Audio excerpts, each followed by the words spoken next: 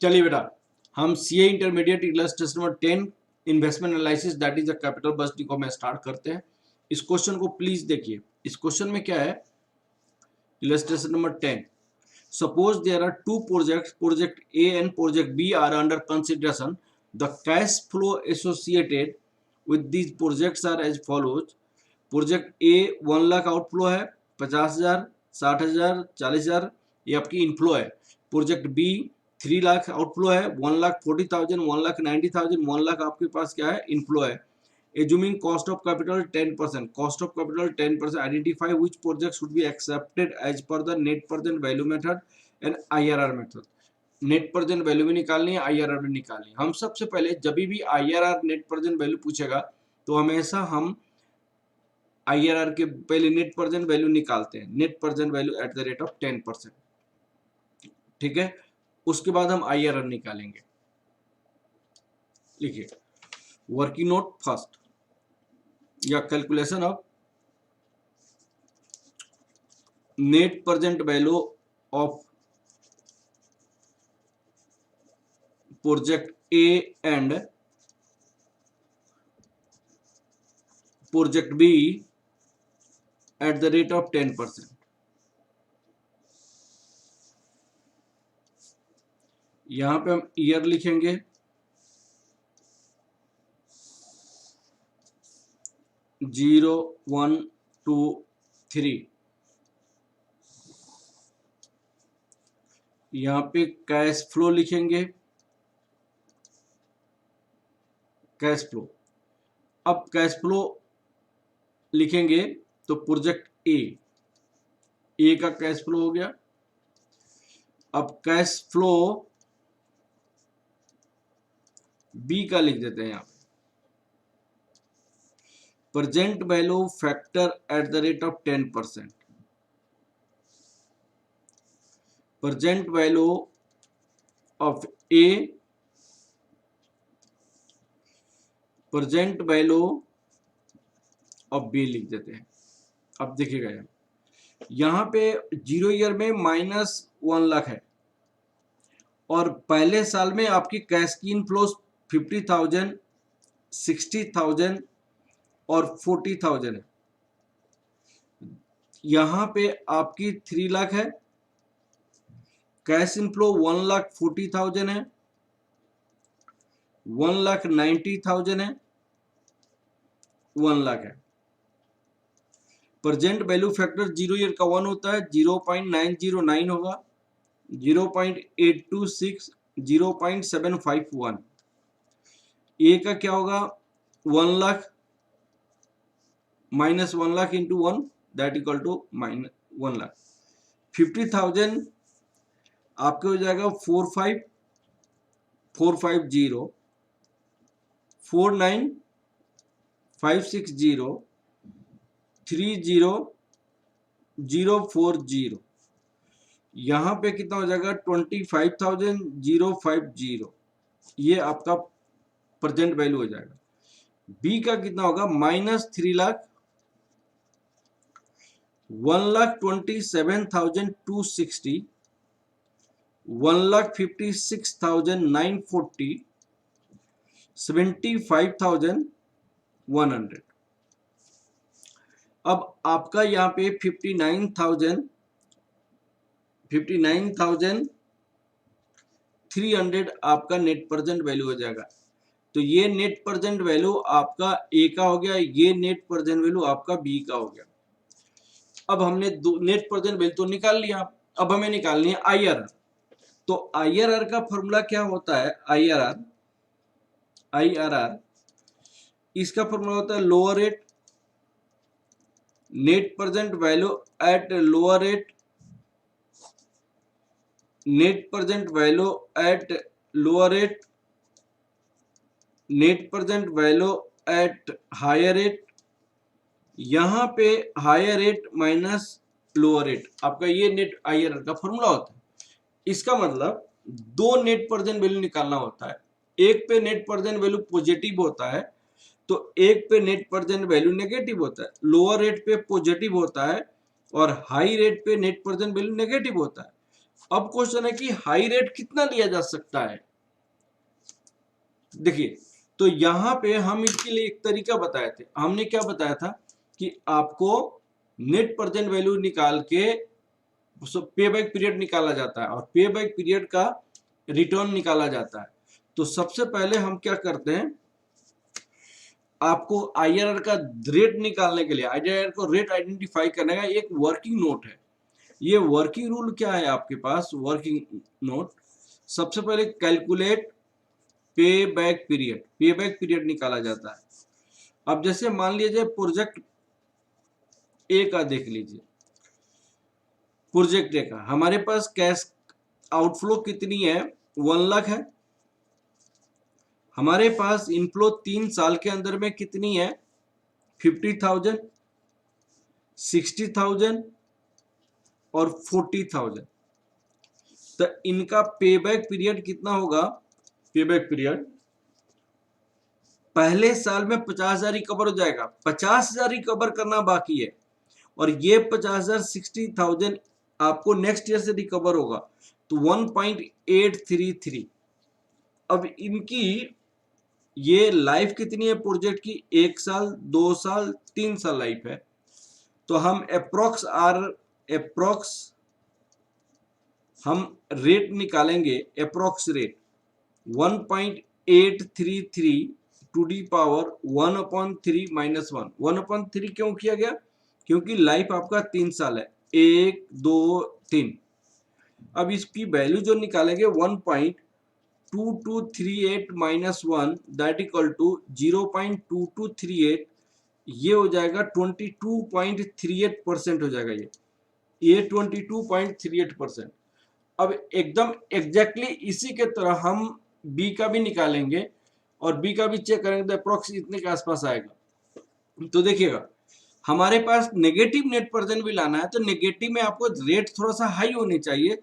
तो हम एज्यूम करते हैं, हम 25% पे हम क्या करेंगे, दोनों का नेट प्रेजेंट वैल्यू निकालेंगे और उस पे negative net present value most probably आपको आ जाना चाहिए, ठीक है ना।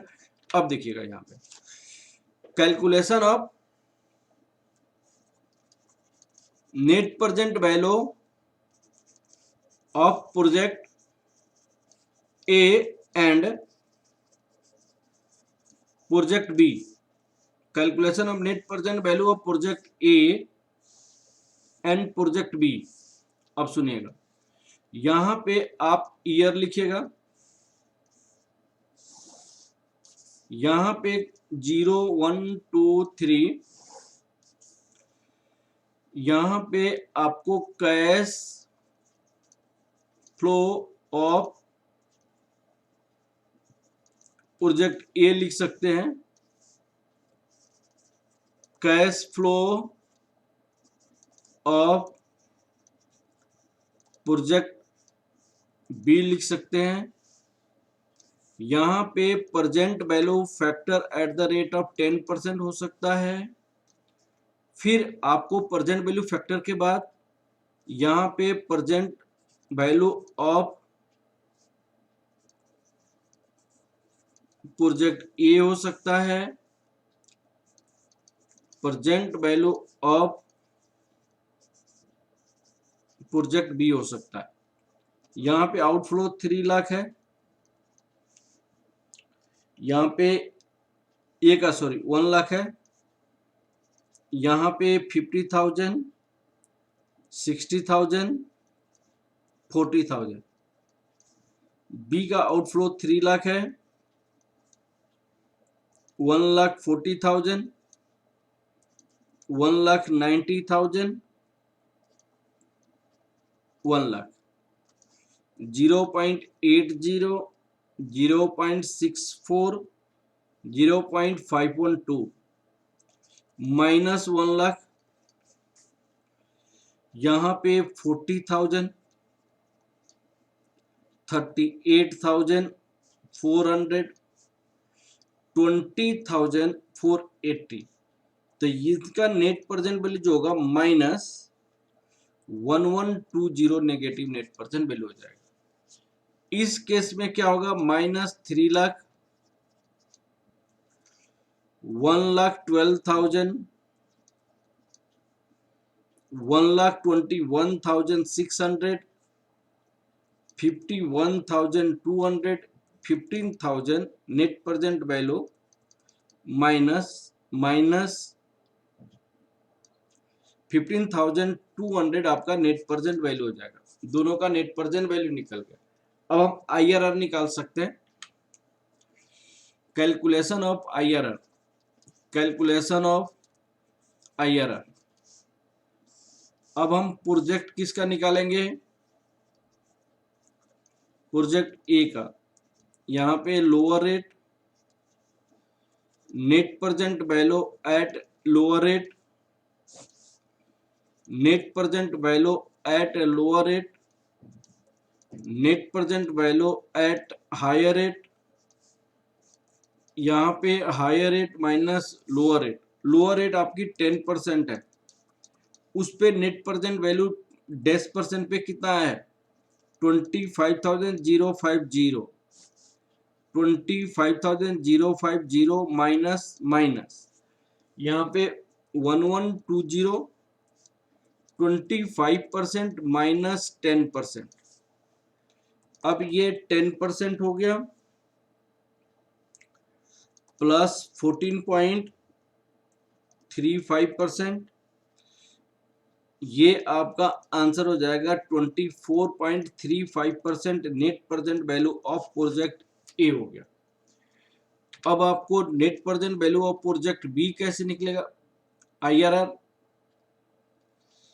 IRR और बी वही formula, lower rate, net present value at lower rate, net present value at lower rate, net present value at higher rate. यहाँ पे आपको higher rate minus lower rate हो जाएगा। लोअर रेट आपका 10% है, नेट प्रेजेंट वैल्यू आपकी 10% के basis पे कितना निकाला जा सकता है? लोअर रेट आपका 10% है, 10% है। प्रेजेंट वैल्यू लोअर रेट 59,300, यहाँ पे 59,300 माइनस 15,200, यहाँ पे 25% माइनस 10%, तो ये 10% प्लस 11.93%, 21.93%। अब देखिएगा, ऑब्जर्वेशन हमें निकालनी है कि भाई दोनों का नेट प्रेजेंट वैल्यू कैसे है और IRR कैसे है। तो यहाँ पे हम जैसे लिखते हैं ऑब्जर्वेशन, यहाँ पे project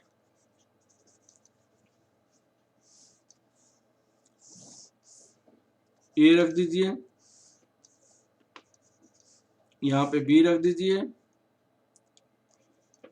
net present value 25,050, 59,300, IRR 24.35%, 21.93%। Please try to understand. On the basis of IRR के बेसिस पे हमारा ये प्रोजेक्ट बेस्ड है, project A. Net present value के बेसिस पे ये वाला प्रोजेक्ट बेस है, तो इसको कहते हैं controversial decision between IRR and net present value. On the basis of IRR, on the basis of IRR, project A is selected. On the basis of net present value, project B is selected. होगा ना, क्योंकि B में net present value B का high है, IRR A का high है, तो इसलिए इसको सीखते हैं। इसको क्या कहते हैं? Controversial decision between net present value and IRR। Hence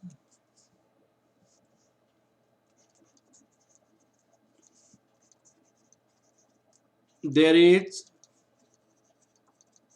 controversial decision between net present value and IRR। यहाँ पे कंट्रोवर्शियल डिसीजंस है किसके बीच में, नेट प्रेजेंट वैल्यू IRR, इसको कहते हैं कंट्रोवर्शियल डिसीजन।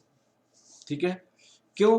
क्योंकि IRR कहता है ए को सिलेक्ट करेंगे, IRR हाई है, नेट प्रेजेंट वैल्यू कहता है बी को सिलेक्ट करेंगे, नेट प्रेजेंट वैल्यू हाई है। लेकिन मोस्ट ऑफ द केसेस में नेट प्रेजेंट वैल्यू के बेसिस पे डिसीजन लिया जाता है। ओके, थैंक यू क्लास में। Okay please, thank you.